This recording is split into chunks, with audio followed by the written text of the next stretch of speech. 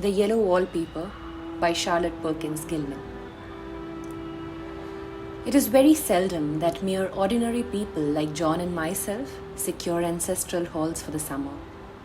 A colonial mansion, a hereditary estate, I would say a haunted house, and reach the height of romantic felicity.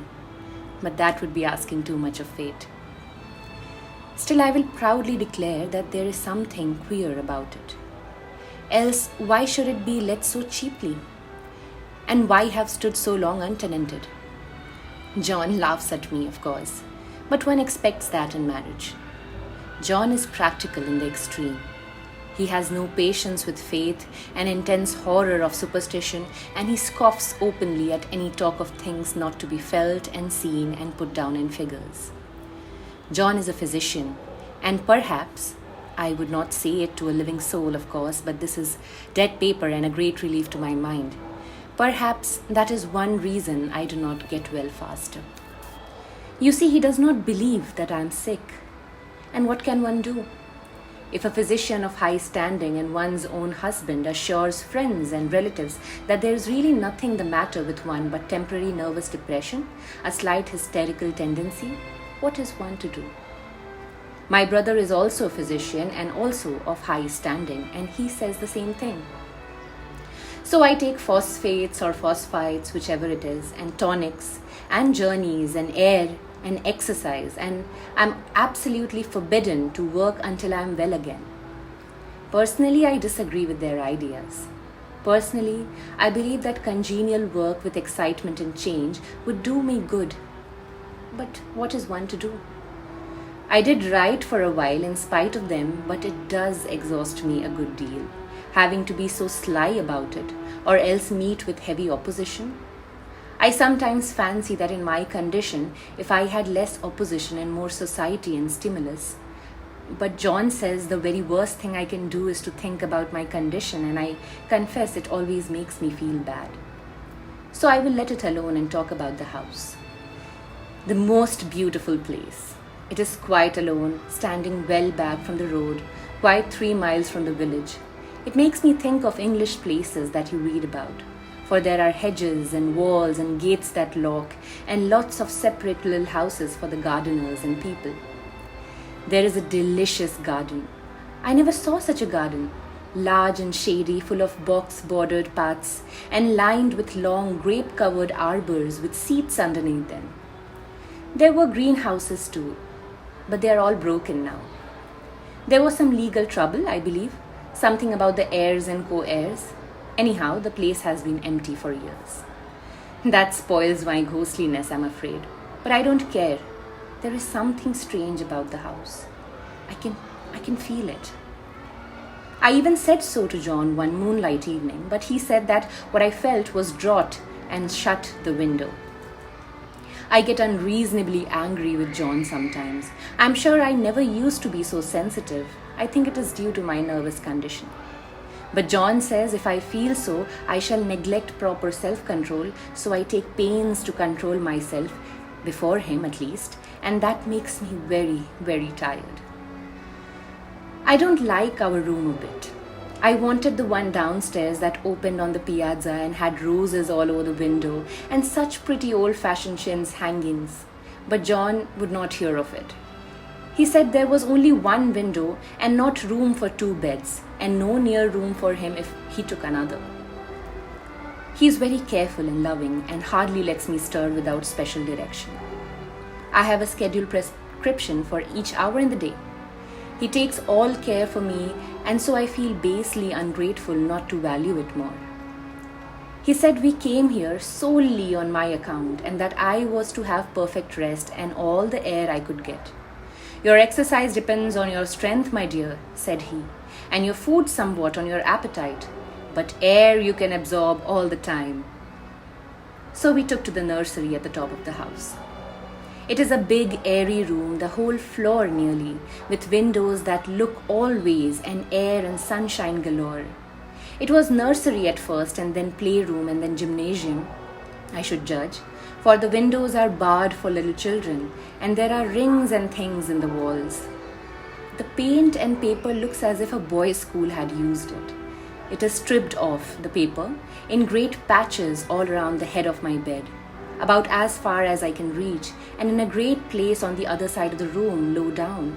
I never saw a worse paper in my life. One of those sprawling, flamboyant patterns committing every artistic sin. It is dull enough to confuse the eye in following, pronounced enough to constantly irritate and provoke study, and when you follow the lame, uncertain curves for little distance, they suddenly commit suicide, plunge off the outrageous angles, destroying themselves in unheard of contradictions. The color is repellent, almost revolting, a smoldering, unclean yellow, strangely faded by the slow turning sunlight. It is a dull yet lurid orange in some places, a sickly sulphur tint in others. No wonder the children hated it. I should hate it myself if I had to live in this room for long. There comes John, and I must put this away. He hates to have me write a word. We have been here 2 weeks, and I haven't felt like writing before since that first day. I'm sitting by the window now, up in this atrocious nursery, and there is nothing to hinder my writing as much as I please, save the lack of strength. John is away all day, and even some nights when his cases are serious. I'm glad my case is not serious. But these nervous troubles are dreadfully depressing. John does not know how much I really do suffer. He knows there is no reason for suffering, and that satisfies him. Of course, it is only nervousness. It does weigh on me not so much not to do my duty in any way. I mean, to be such a help to John, and I want it to be a real rest and comfort, and here I am a comparative burden already. Nobody would believe what an effort it is to do what little I am able to do, to dress and entertain and order things. It is fortunate Mary is so good with the baby, such a dear baby. And yet, I cannot be with him. It makes me so nervous. I suppose John never was nervous in his life. He laughs at me so about this wallpaper. At first he meant to repaper the room, but afterwards he said that I was letting it get the better of me, and that nothing was worse for a nervous patient than to give way to such fancies.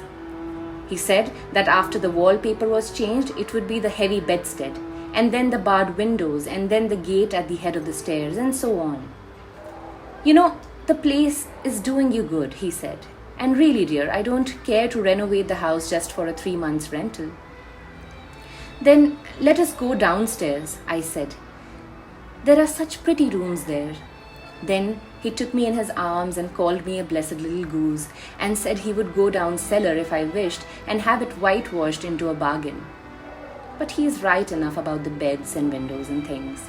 It is an airy and comfortable room, as anyone need wish, and of course, I would not be so silly as to make him uncomfortable just for a whim.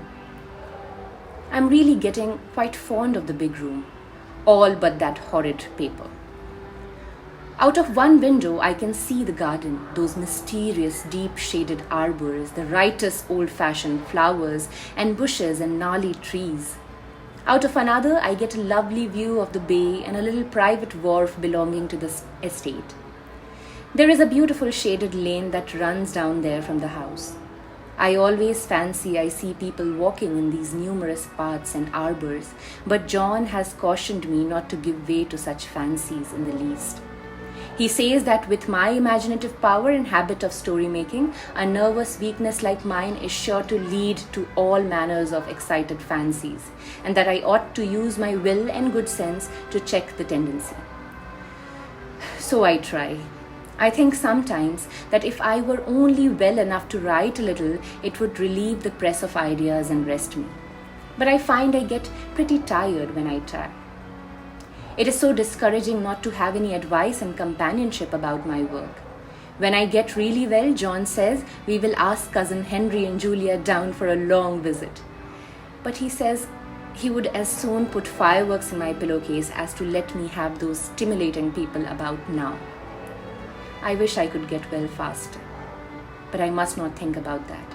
This paper looks to me as if it knew what a vicious influence it had. There is a recurrent spot where the pattern lolls like a broken neck, and two bulbous eyes stare at you upside down. I get positively angry with the impertinence of it and the everlastingness. Up and down and sideways they crawl, and those absurd, unblinking eyes are everywhere. There is one place where two breaths didn't match, and the eyes go all the way up and down the line, one a little higher than the other. I never saw so much expression in an animate thing before, and we all know how much expression they have. I used to lie awake as a child and get more entertainment and terror out of blank walls and plain furniture than most children would find in a toy store. I remember what a kindly wink the knobs of our big old bureau used to have, and there was one chair that always seemed like a strong friend. I used to feel like if any of the other things looked too fierce, I could always hop into that chair and be safe. The furniture in this room is no worse than inharmonious, however, for we had to bring it all from downstairs. I suppose when this was used as a playroom, they had to take the nursery things out, and no wonder. I never saw such ravages as the children have made here. The wallpaper, as I said before, is torn off in spots, and it sticketh closer than a brother.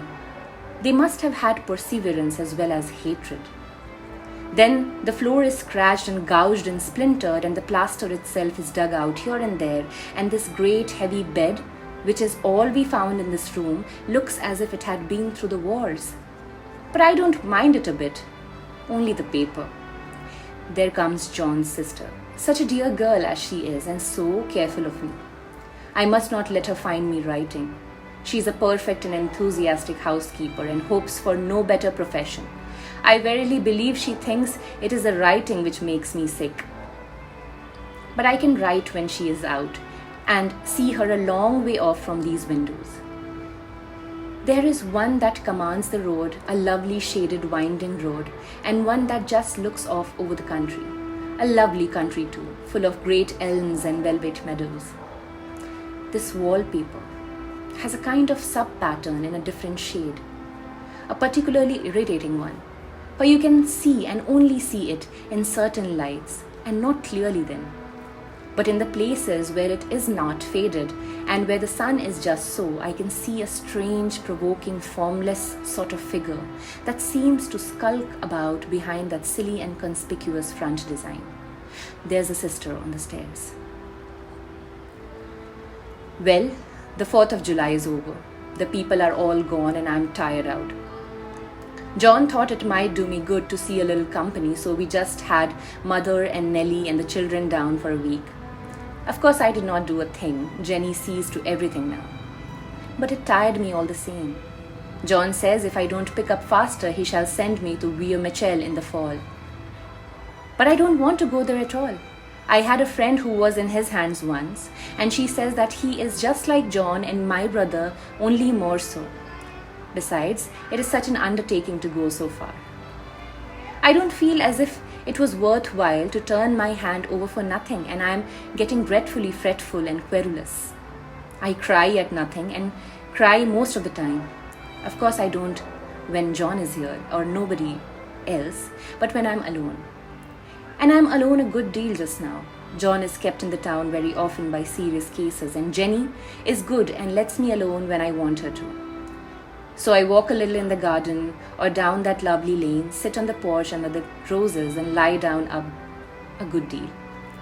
I'm getting really fond of the room in spite of the wallpaper. Perhaps because of the wallpaper. It dwells in my mind so. I lie here on this great immovable bed. It is nailed down, I believe, and follow that pattern about by the hour. It is as good as gymnastics, I assure you. I start, we'll say, at the bottom down in the corner over there where it has been number of times touched, and I determine for 1,000th time that I will follow that pointless pattern to some sort of conclusion. I know a little of principle of design, and I know this thing was not arranged on any laws of radiation or alternation or repetition or symmetry or anything else that I have ever heard of. It is repeated, of course, by the breaths, but not otherwise. Looked at in one way, each breath stands alone, the bloated curves and flourishes, a kind of debased Romanesque, with delirium tremens. go waddling up and down in isolated columns of fatuity. But on the other hand, they connect diagonally, and the sprawling outlines run off in great slanting waves of optic horror, like a lot of wallowing seaweeds in full chase. The whole thing goes horizontally too, at least it seems so, and I exhaust myself in trying to distinguish the order of its going in that direction.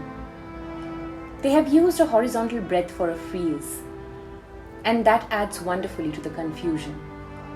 There is one end of the room where it is almost intact, and there, when the crosslights fade and low sun shines directly upon it, I can almost fancy radiation after all. The interminable, grotesque seem to form around a common center and rush off in headlong plunges of equal distraction. It makes me tired to follow it. I will take a nap, I guess.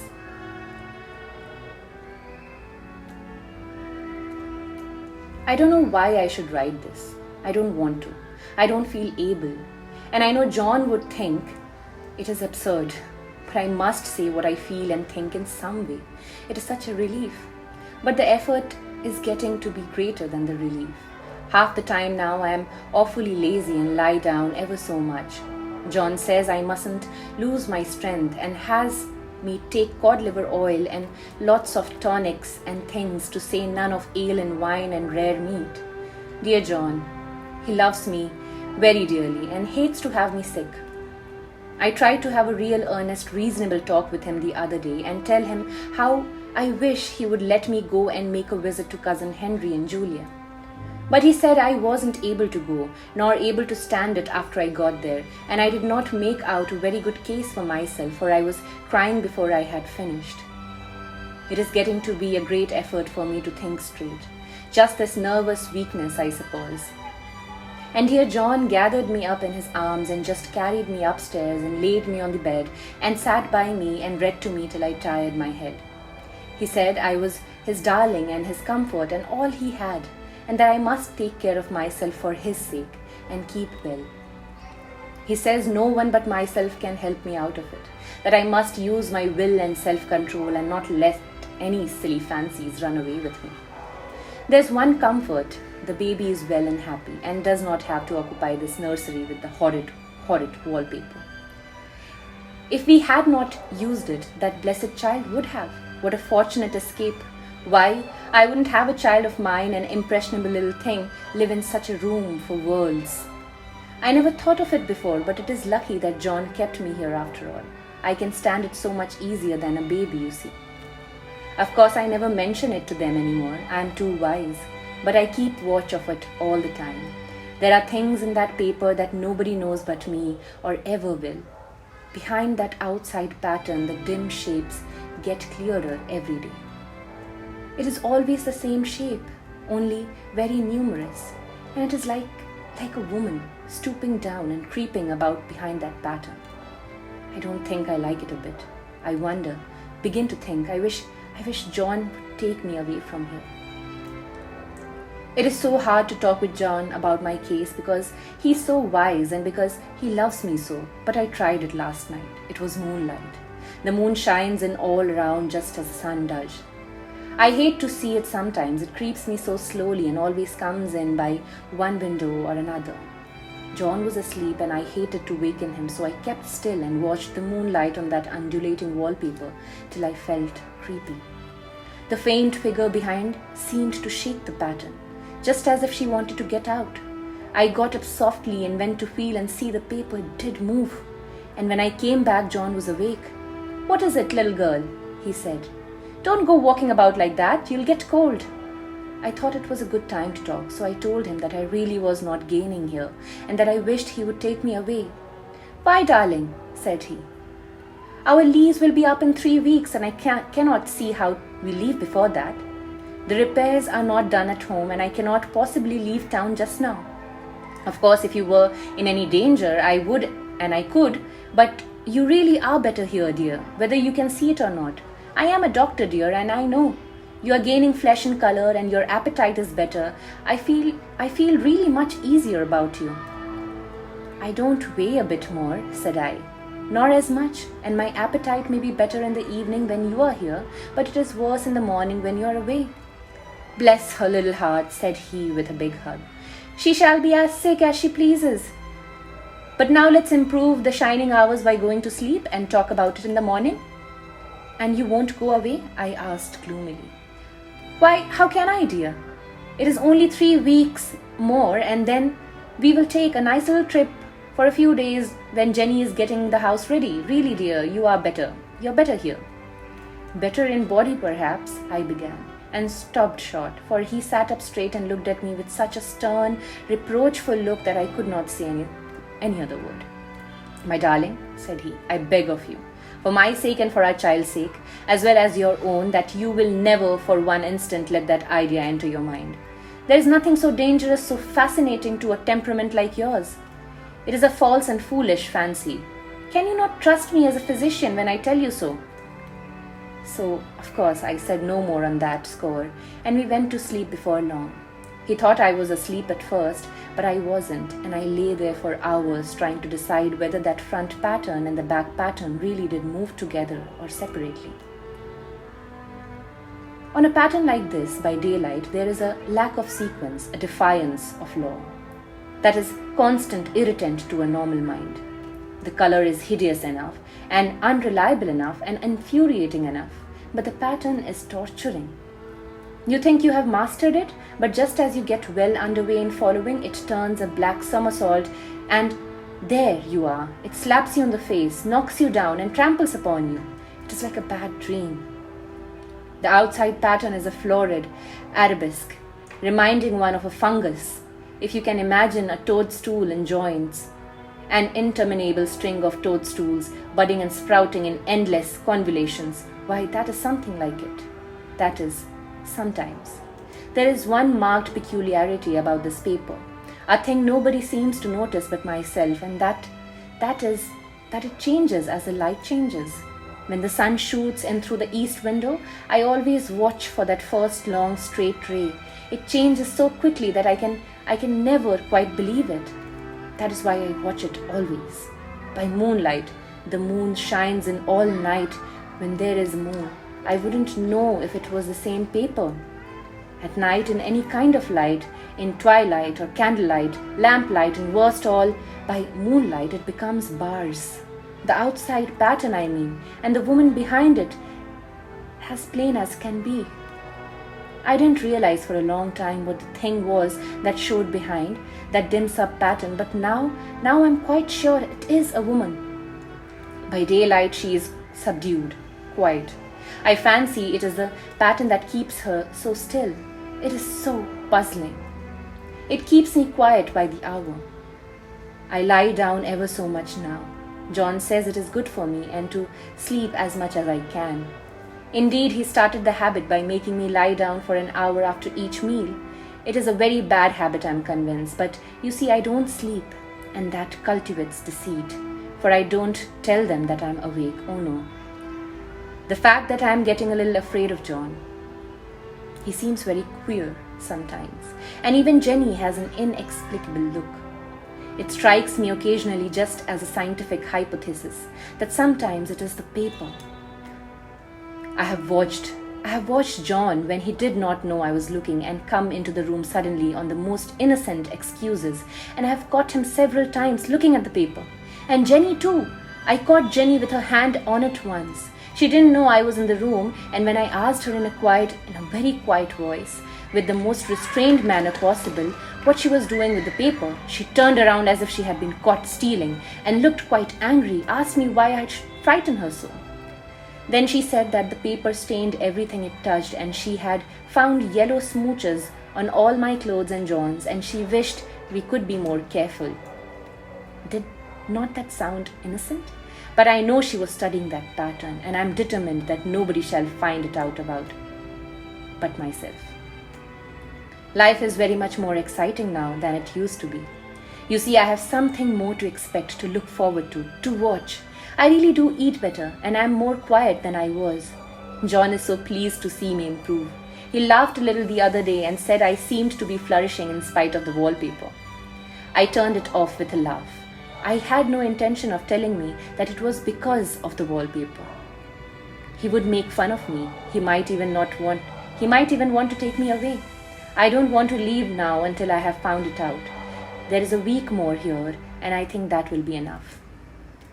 I'm feeling ever so much better.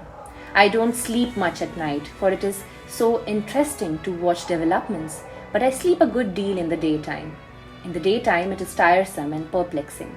There are always new shoots on the fungus and new shades of yellow all over it. I cannot keep count of them, though I have tried a lot. It is the strangest yellow, that wallpaper. It makes me think of all the yellow things that I ever saw. Not beautiful ones like buttercups, but old, foul, bad yellow things. But there is something else about that paper, that smell. I noticed it the moment we came into the room, but with so much air and sun, it was not bad. Now, we have had a week of fog and rain, and whether the windows are open or not, the smell is here. It creeps all over the house. I find it hovering in the dining room, skulking in the parlor, hiding in the hall, lying in wait for me on the stairs. It gets into my hair. Even when I go off to ride, I turn my head suddenly and surprise it. There is that smell. Such a peculiar odor too. I've spent hours in trying to analyze it to find what it smelled like. It is not bad at first, and very gentle, but quite the subtlest, most enduring odor I have ever met. In this damp weather, it is awful. I wake up in the night and find it hanging over me. It used to disturb me at first. I thought seriously of burning the house down to reach that smell. But now I am used to it. The only thing that I can think of that it is like the color of the paper. It is a yellow smell. There's a very funny mark on the wall low down near the mopboard. A streak that runs around the room. It goes behind every piece of furniture except the bed, a long, straight, even smooch, as if it had been rubbed over and over and over again. I wonder how it was done and who did it and what did they do it for. Round and round and round, round and round and round. It makes me dizzy. I really have discovered something at last. Through watching so much at night, when it changes so, I have finally found out. The frozen pattern does move. And no wonder the woman behind shakes it. Sometimes I think there's a great many women behind, and sometimes only one, and she crawls around fast, and her crawling shakes it all over. Then, in the very bright spots, she keeps still, and in the very shady spots, she just takes hold of the bars and shakes them hard. And she is all the time trying to climb through, but nobody could climb through that pattern. It strangles so. I think that is why it has so many heads. They get through, and then the pattern strangles them off and turns them upside down and makes their eyes white. If those heads were covered or taken off, it would not be half so bad. I think that woman gets out in the daytime, and I'll tell you why, privately. I have seen her.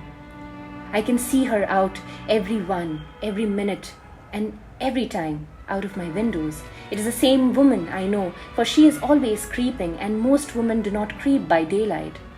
I see her in that long shaded lane, creeping up and down. I see her in those dark grape arbors, creeping all around the garden. I see her on that long road under the trees, creeping along, and when a carriage comes, she hides under the blackberry vines. I don't blame her a bit. It must be very humiliating to be caught creeping in the daylight. I always lock the door when I creep by daylight. I can't do it at night, for I know John would suspect something at once. And John is so queer now that I don't want to irritate him. I wish he would take another room. Besides, I don't want anybody to get that woman out at night but myself. I often wonder if I could see her out of all the windows at once. But turn as fast as I can only see her out of one at a time. And though I always see her, she may be able to creep faster than I can turn. I have watched her sometimes away off in the open country, creeping as fast as a cloud shadow on high wind. If only that top pattern could be gotten off from the under one. I mean, to try it little by little. I have found out another funny thing, but I shan't tell it this time. It does not do to trust people too much. There are only 2 more days to get this paper off, and I believe John is beginning to notice. I don't like the look in his eyes. And I heard him ask Jenny a lot about such professional questions about me. She had a very good report to give. She said I slept a good deal in the daytime. John knows I don't sleep very well at night. For all, I'm so quiet. He asked me all sorts of questions too and pretended to be very loving and kind, as if I couldn't see through him. Still, I don't wonder he acts so, sleeping under this paper for 3 months.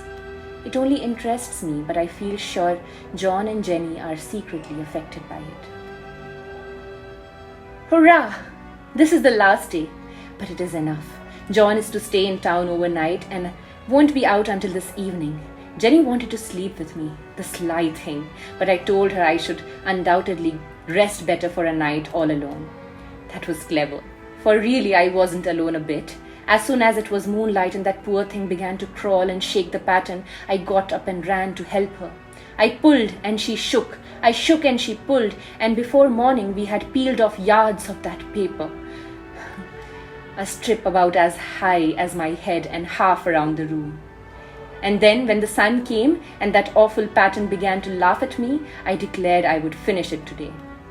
We go away tomorrow. And they are moving all my furniture down again to leave things as they were before. Jenny looked at the wall in amazement, but I told her merrily that I did it out of pure spite at that vicious thing.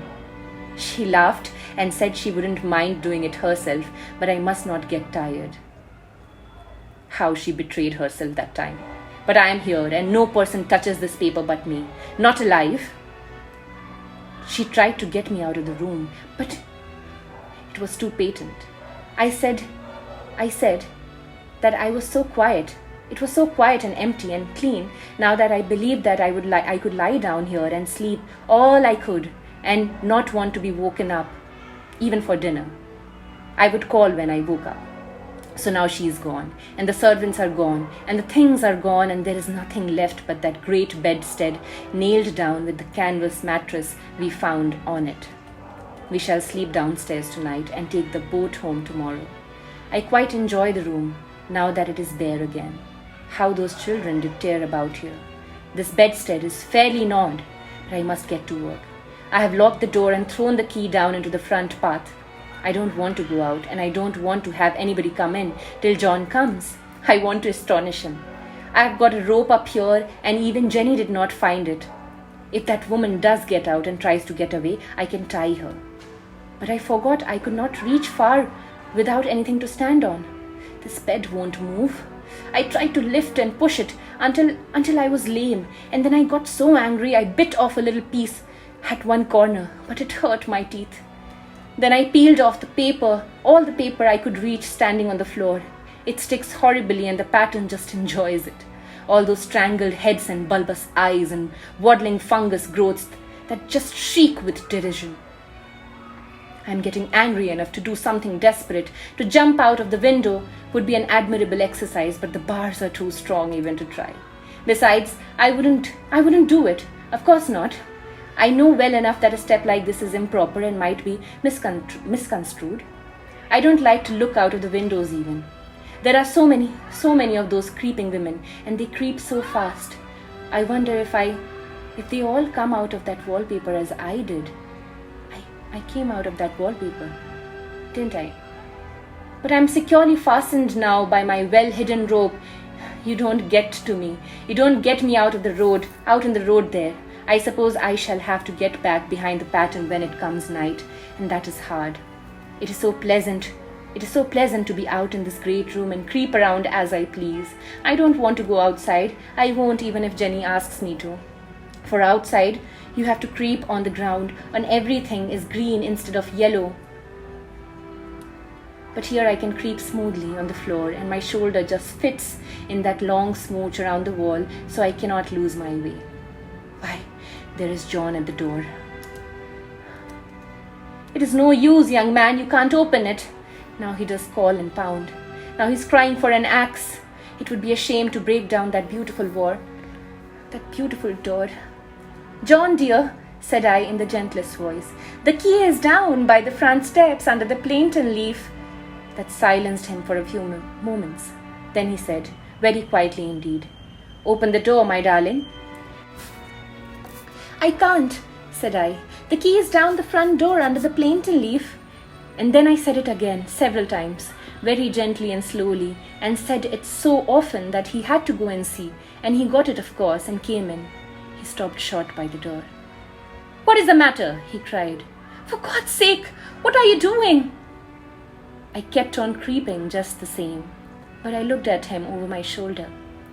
"I've got out at last," said I, "in spite of you and Jane, and I've pulled off most of the paper, so you can't put me back."